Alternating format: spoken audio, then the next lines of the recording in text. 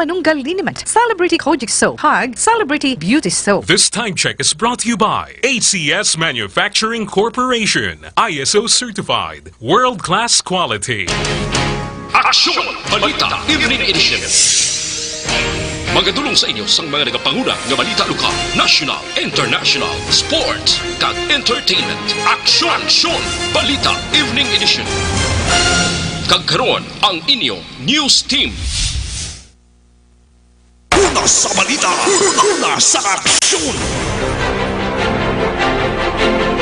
Mayong gabi syudad sa Bacolod, Western Visayas, kag bugos nga Pilipinas. Welcome na sa pangalagad sa Aksyon Balita Evening Edition.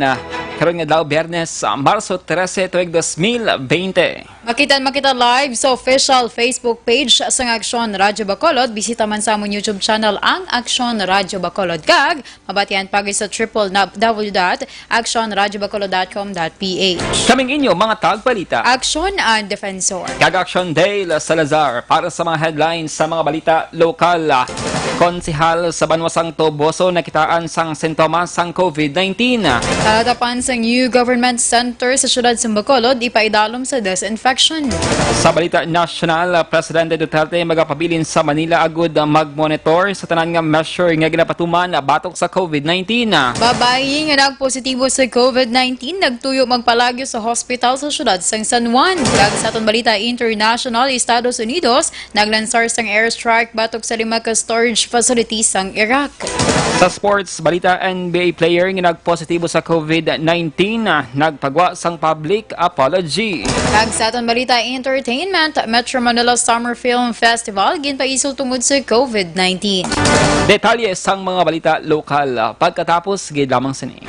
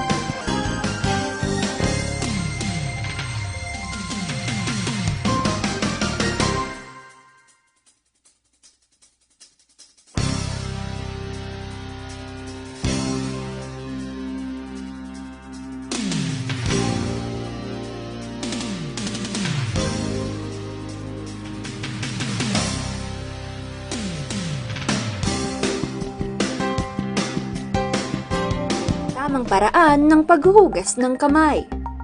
Ang wasto at regular na paghuhugas ng kamay ay mabisang paraan upang makaiwas sa mga sakit. Ito ay makatutulong sa pagpigil ng pagkalat ng virus na nagdudulot ng sakit. Una, basain ng tubig ang mga kamay at sabunin. Ikalawa, sabunin ang mga palad. Ikatlo, sabunin ang likod ng mga kamay. Sumunod, kuskusin ang mga pagitan ng daliri. Ikalima, kuskusin ang mga kuko. Ika-anim, kuskusin ang pagitan ng mga hinlalaki. Pagkatapos, kuskusin ng paikot ang mga dulo ng mga daliri sa magkabilang palad. At panghuli, banlawang mabuti sa malinis na tubig at patuyuin ang mga kamay gamit ang single-use towel o air dryer. Todo laban kontra 2019 novel coronavirus acute respiratory disease. Tamang paraan ng paghuhugas ng kamay. Ang wasto at regular na paghuhugas ng kamay ay mabisang paraan upang makaiwas sa mga sakit. Ito ay makatutulong sa pagpigil ng pagkalat ng virus na nagdudulot ng sakit. Una, basain ng tubig ang mga kamay at sabunin. Ikalawa, sabunin ang mga palad. Ikatlo, sabunin ang likod ng mga kamay. Sumunod, kuskusin ang mga pagitan ng daliri. Ikalima, kuskusin ang mga kuko. Ika-anim, kuskusin ang pagitan ng mga hinlalaki. Pagkatapos, kuskusin ng paikot ang mga dulo ng mga daliri sa magkabilang palad. At panghuli, banlawang mabuti sa malinis na tubig at patuyuin ang mga kamay gamit ang single-use towel o air dryer. Todo laban kontra 2019 novel coronavirus acute respiratory disease. Tamang paraan ng paghuhugas ng kamay. Ang wasto at regular na paghuhugas ng kamay ay mabisang paraan upang makaiwas sa mga sakit. Ito ay makatutulong sa pagpigil ng pagkalat ng virus na nagdudulot ng sakit. Una, basain ng Las 6:15 Aksyon Radio Philippines Standard Time. Kagaron sa Itali nasang mga balita lokal.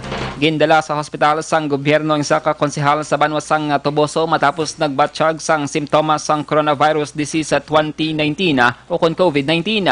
Sunod kay Mayor Richard Hauhoko, ang konsehal ang lalaki kay nag-edad sang 65 anyos sa kalakipman sa mga nagtambong sa convention sang Philippine Councilors League o kon PCL sa may Pasay City nagligad nga bulan. Sunod sa alkalde nga duwa kadlaw ang nagligad sang makapauli ang konsehal sa ilang banwa, ini ang nagbatsyag sang hilanat gani nagpakonsulta sa doktor kag may inisyal nga findings nga pneumonia.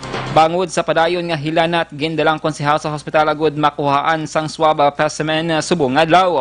Nagalaom ang alkalde nga mangin negatibo lamang sa COVID-19 ang resulta sang laboratory examination sa Department of Health Research Institute for Tropical Medicine. Ang 65 anyos man nga konsehal halin sa Negros Oriental amo ang unang elected official sa Pilipinas nga nagpositibo sa COVID-19 kag subong yara sa ICU sang Suliman Medical Center syudad sang Dumaguete. Ining sa mga nagtambong man sa PCL convention. Tuod na nga may ara sa public servant halin sa Toboso nga basin posible nga mga PUI. Actually on the way na siya karon pakadto sa isa ka government hospital ta Negros Occidental. Napatian si Toboso Mayor Richard Hauhoko. Ginpay dalom sa self-quarantine ang tanan nga mga konsehal sa banwa sang Toboso Negros Occidental matapos magbatsyag sang sintomas ng coronavirus disease kun COVID-19 ang 65 anyos nga konsehal sa banwa. Ginpahayag ni Mayor Richard Hauhoko ini ang nasandig sa memorandum nga gin-issue ni Municipal Vice Mayor Jesse Rex Bartolome. Dugang pa sang alkalde, ginpatigayon man ang sanitation kag disinfection sa munisipyo sa Banwa bangod nakatambong pa sa regular nga sesyon ng konsehal sa tong Martes. Ginmando man ni Hauhoko ang pagpapuli temprano sa mga estudyante sa buluthuan sang himata sang konsehal kag contact tracing sa mga individual nga nakasugilanon sini. Ginklaro sang alkalde nga kinahanglan nila himuon ini nga tikang agud masiguro ang kaluwasan sa ilang mga residente batok sa magkamamatay nga virus. Samtang kabingon naman nga persons under monitoring akong PUM sa coronavirus disease sa 2019 na mga negrosanon nga magapauli sa probinsya halin sa Metro Manila. Ining sa lamang sa maging kasugtana sa sinapol lagin na pamunuan ni Governor Eugenio Salazar sa may social hall sa Kapitulo Provincial angon sa COVID-19 subong adlaw. Suno kay Lacson, ining dugang nga preparasyon sang probinsya para sa posible pagdagsa sa mga negrosanon nga magabalik sa Negros Occidental antes ang lockdown sa Manila. Silang ipaidalom sa 14 days nga self-quarantine agud may baluan kung may simptomas ang virus. Sa tong Webes, ginanunsyo ni Presidente Rodrigo Duterte ang travel restriction sa Manila matapos ipasaka sa mga health authorities sa mga lugar sa pinakamataas nga COVID-19 alert level. Ginakonsiderar ni Negros Occidental Governor Eugenio Lacson ang pagpatigayon sa graduation kag moving up ceremony subong nga tuig. Bisan pa nga may outbreak sa coronavirus disease 2019. Suno kay Lacson, isa ka sentimental kag nga aktibidad ang graduation nga mo ang ginahandom sa mga estudyante kag ginikanan. Dugang pa sang senador o kun sang gobernador, magapagwa siya sang desisyon sa mga isyu sa insakto nga tion. Una diri ginpahayag ni Education Secretary Leonor Briones nga pwede sa gihapon magkapatigayon sa graduation ceremonies ang mga pampubliko nga buluthuan basta tumanon lamang si ang mga pagsulundan sa Department of Health sa mass gatherings o kung ipasiguro ang pagkontrol sa kadamuon sa mga tawo. Sa itong Webes, nag-issue sa executive order si Mayor Evilio Nardia nga nagasuspender sa graduation kag moving up ceremonies sa syudad sa Bacolod. Sa dugang pang nga balita lokal, natala na nga i-disinfect sa Bacolod City Engineers Office ang tanan nga talatapan sa Bacolod Government Center sa mabot nga Domingo nga adlaw. Ining dugang atikang sang City Government of Bacolod kontra COVID-19. Ginpahayag ni Engineer Ami Tensya sang City Engineers Office, magapagaw ang City Mayor's Office ang memorandum ang sa aktibidad nga patigayunon. Ginadonsyoman ni Mayor Evelio Lunadia nga umbisa sa Lunes nga adlaw. Tanan nga tawo nga magasulod sa Bacolod Government Center kon BGC ang kinahanglan nga i-thermal scanner. Sulod kay Dr. Grace Tan, ang pamunas ng Station Environment and Sanitation Division, sa tion nga mataas ang body temperature sa tawo nga nagsulod sa BGC, iga-assess ang iya nga ginabatsyag kagatagan sa nagakaigo nga medikasyon. Tanan nga nagasulod sa BGC ang ginatagan man sang alcohol sang mga poso guards. Sa dugang pangabalita lokal, ginbulgar sang tiyo sa nasapuan nga napatay sa syudad sa Santa Risa nga si Rocky Lopez nga napriso sa tuwing 2018. Si Lopez sa kaso may kang tanan sa illegal nga droga kag nagdigad lamang nga tuig nakagwa sa prisuhan. Sulod kay Dan de Venegracia sa 69 anyos utod sang Iloy ni Lopez, madugay na nga wala nagapuli sa ila balay si Lopez matapos nga nag-upod-upod ini sa iya nga live-in partner apang wala siya sang ideya kundiin nga lugar. Dugang pa ni de Venegracia, nagabisita lamang si Lopez sa iya apang sini nga bulan sang Marso wala na nakabalik pa. Palayag pa niya de Venegracia bago pa man nagbiya sa ilabalay si Lopez, iya nahibaluan nga may naga-intra na ini o kung naga-intra na ini sa illegal nga droga kag ginaligar nga nagadulong ini sang supply sa wala mahibaluan nga lugar kag wala man siya sang ideya kundi ini ginakuha sang iya hinablos. Nahibaluan patay na ang tatay ni Lopez samtang ang iya naman Iloy kag apat ka utod ang yara tanan nagatrabaho sa abroad. Una sa balita, una sa aksyon. Lasay sa 22 sa Aksyon Radio Philippines Standard Time. Hugali ang paginom sang DTX 500, bawala DTX 500 may tatlo ka mga anti-diabetic properties sa quarantine nga nagapalubos ang glucose, vaccine nga nagakontrol sa mga blood sugar, kag polypeptide nga may kaangay nga epekto sang insulin. Mag DTX 500 capsule sa kada adlaw ang produkto nga DTX 500 ang pwede na mo-order online kag ma-deliver sa inyong nga balay. Magbisita lamang sa www.kalusuganyan.ph or pwede man i-check ang Kalusugan Yan Facebook page. Detalye sa mga nagapanguna nga balita nasyonal pagkatapos gid lamang sini.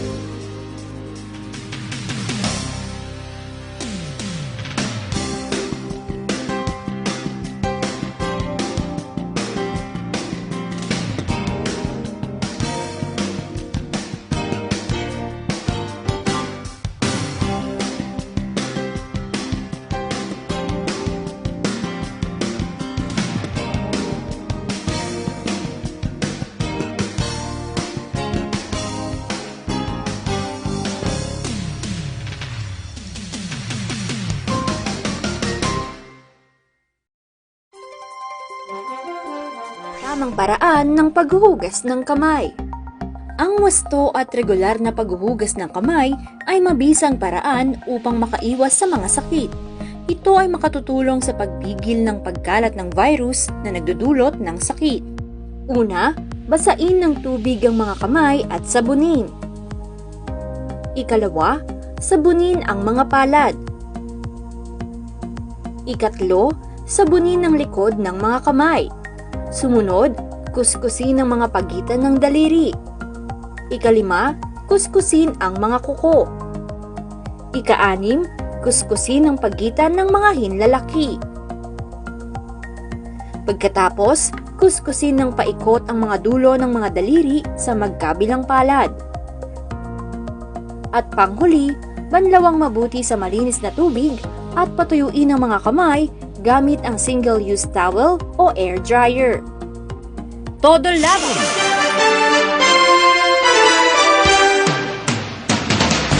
Lasay sa 26 Aksyon Radio Philippine Standard Time. Kagaron sa detalye na sa mga balita national. Magpabilin si Presidente Rodrigo Duterte sa Metro Manila para mag-oversee sa matikang sang gobyerno para malikawan ang paglaptas ng COVID-19.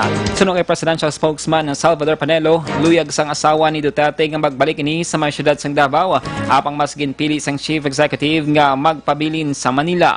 Sunod kay Panelo, magpatigayon man ang gabinete ni Duterte sang adlaw-adlaw nga pagsinapol para i-assess ang virus outbreak. Sunod kay Panelo, luyag ni Duterte nga ipatuman ang mga strikto nga tikang kontra COVID-19 bangod iya ginapaabot nga posible magsaka pa ang kaso ag para may baluan kung ano ka epektibo ang mga measures nga ginapatuman. Una na nga nagdeklarara si Duterte sang State of Public Health Emergency kag ginpaydalom ang pungsod sa highest code Red Sub Level 2.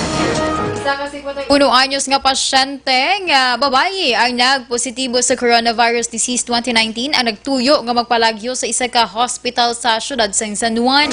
Sunod kay San Juan Police Chief Lieutenant Colonel Jaime Santos ang nagpalagyo samtang sakay sa iya salakyan matapos na hibaluan nga nagpositibo siya sa virus. Sunod pa sa report, nagpalagyo ang babayi matapos ginhambalan sang otoridad nga igasaydo siya sa government hospital sa syudad sa Quezon. Sunod pa kay Santos, 2 ka oras ang ginlawig antes malakpan ang babayi nga nakalambot pa sa St. Luke's Medical Center sa Bonifacio Global City sa Taguig antes siya makumbenser nga i-transfer sa QC. Ang babayi nga pasyente ang ika-siyam nga kumpirmado nga kaso sa COVID-19 sa syudad sa San Juan. Samtang ang PNP personnel naman nga naglaga sa babayi ang ipaydalom sa quarantine sa abisuman ni CRPO Director General Dibold Sinas o Consinas. Sa karon, ang Pilipinas ang may 52 ka mga kumpirmado nga kaso sa COVID-19. Sa dugang pa nga balita national, hindi apektado ang mga international flights pakato kag pagwas ang Metro Manila sa desisyon sang gobyerno nga ipaidalam ang lugar sa kabulan nga community quarantine. Ini ang pagklaro ni Cabinet Secretary Carlo Nograles ang sa coverage sang domestic travel ban nga mag-uumpisa sa Marso 15 tubtob Abril 14. Sunod kay Nograles, pwede ang mga flights sumalin Metro Manila pakato kag halin sa abroad, pero ginadilian naman ang mga lugar nga una na ginpatuman ang mga travel restrictions.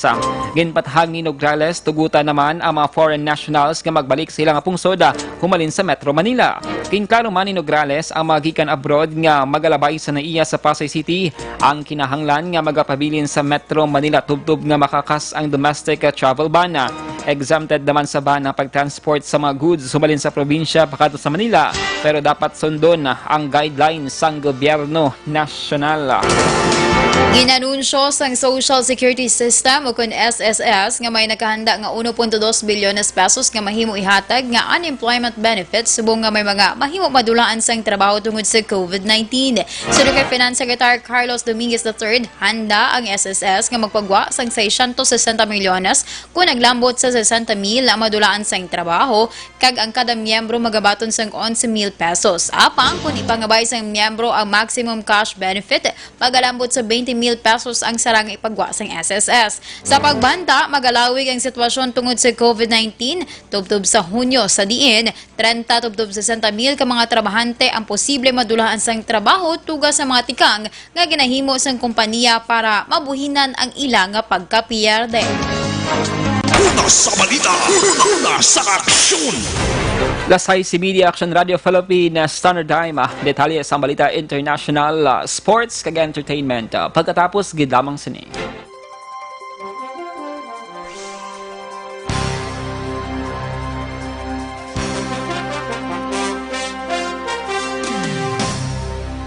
This is your Governor Bong Lacson.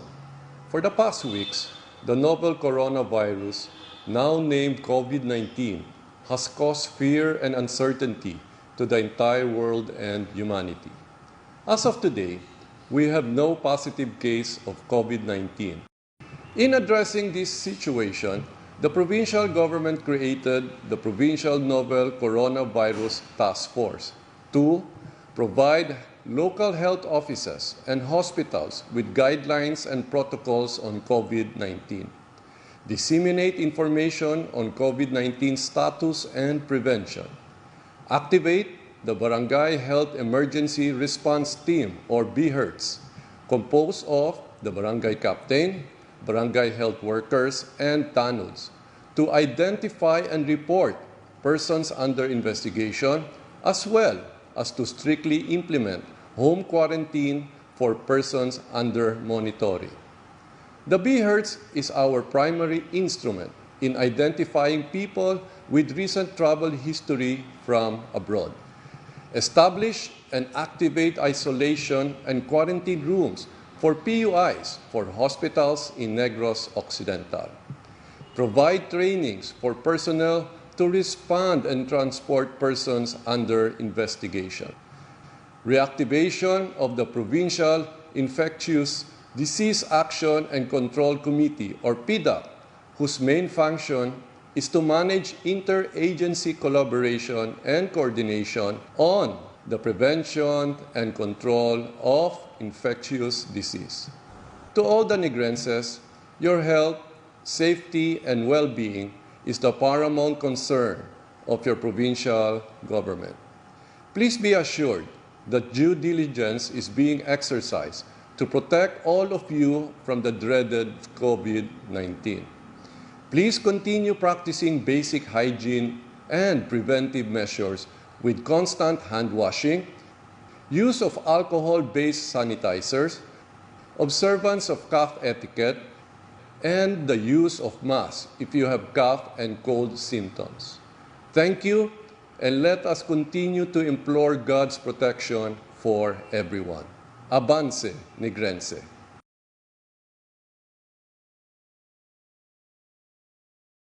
This is your Governor Bong Lacson. For the past weeks, the novel coronavirus, now named COVID-19, has caused fear and uncertainty to the entire world and humanity. As of today, we have no positive case of COVID-19. In addressing this situation, the provincial government created the Provincial Novel Coronavirus Task Force to provide local health offices and hospitals with guidelines and protocols on COVID-19, disseminate information on COVID-19 status and prevention, activate the Barangay Health Emergency Response Team or BHERTS, composed of the Barangay Captain, Barangay Health Workers, and TANUDs, to identify and report persons under investigation, as well as to strictly implement home quarantine for persons under monitoring. The BHERTS is our primary instrument in identifying people with recent travel history from abroad. Establish and activate isolation and quarantine rooms for PUIs for hospitals in Negros Occidental. Provide trainings for personnel to respond and transport persons under investigation. Reactivation of the Provincial Infectious Disease Action and Control Committee, or PIDAC, whose main function is to manage interagency collaboration and coordination on the prevention and control of infectious disease. To all the Negrenses, your health, safety, and well-being is the paramount concern of your provincial government. Please be assured that due diligence is being exercised to protect all of you from the dreaded COVID-19. Please continue practicing basic hygiene and preventive measures with constant hand washing, use of alcohol-based sanitizers, observance of cough etiquette, and the use of masks if you have cough and cold symptoms. Thank you. Sa balita, una sa aksyon! Kag sa aton balita international, ginkumpirmar sang Pentagon nga naglansar ini sang airstrike sa weapon storage facilities sang Iraq. Sabat ini sang US rocket attack sang Iraq sa tung Miyerkules nga ginkamatay sang duha ka mga US service members. Magluwas sa duha nga nagkamatay mayara sang 14 ka iban pa nga nagkalapilasan sa ginhimo nga pag-atake sang Camp Taji sa north of Baghdad. Sunod sa Pentagon, 5 ka pasilidad ang gintarget sang airstrike sa diin nahamtang ang mga armas nga ginagamit sang Iraq sa pagpangatake sa Estados Unidos. Una diri ginpahayag ni Defense Secretary Mark Esper nga ginhatagan siya sang go signal ni US President Donald Trump ang good sabton ang ginhimo sang Iraq. Una sa balita, una sa aksyon! Sa sports balita, nag-issue ang public apology si Utah Jazz player Rudy Gobert nga nagpositibo sa COVID-19. Sa Instagram post ni Gobert, iya ginpahayag nga lain-lain nga emosyon ng iya sinabatyagan matapos nagawang resulta nga positibo ini sa masakita. Nagpangayo sang pasaylo ang basketball player ilabi na sa mga tawo nga posible yara karon sa delikado bangod sa iya nga ginhimo. Una nagwang report nga ginhungod nga ginuyatan ni Gobert ang mikropono kag voice recorder sa isa ka press conference. Naglahugman ini sa locker room nga iya uyatan ang iya iban nga mga basketball player kag ila mga kagamitan. Sa karon nagapaayo si Gobert kag positibo ini nga makarecover siya sa COVID-19. Una sa balita, una sa aksyon! Kag sa atong balita entertainment, ginpaisol na ang pagpadagan sa Metro Manila Film o na Metro Manila Summer Film Festival. Base sa anunsyo sang MMFF, ini kasunod sa pagdeklara ni Presidente Rodrigo Duterte sang community quarantine sa Metro Manila tungod sa pandab sang coronavirus disisukon COVID-19. Pabuto na lamang ang ipagawa nga update angot sa summer edition sang MMFF sa mga masunod nga adlaw. Ipagawa kuntani ang 8 ka mga pelikula halin sa Abril 11 to 21 sa mga sinihan sa bugos nga pungsod. Una sa balita, una sa aksyon! Lasay sa 38 Aksyon Radio Philippine Standard Time. Inyo nabatian hanggang bugusan ng mga balita sa Aksyon Balita Evening Edition. Karon nga daw Biyernes, Marso 13, 2020. Saluwat kaming inyo, mga tagbalita. Aksyon and Defensor. Kag-Aksyon Dale Salazar. Una sa balita, una sa Aksyon. Sa Bacolod Aksyon Radio. Manila Broadcasting Company. Sa balita, komentaryo, issue, serbisyo publiko. Sa Bacolod, Aksyon!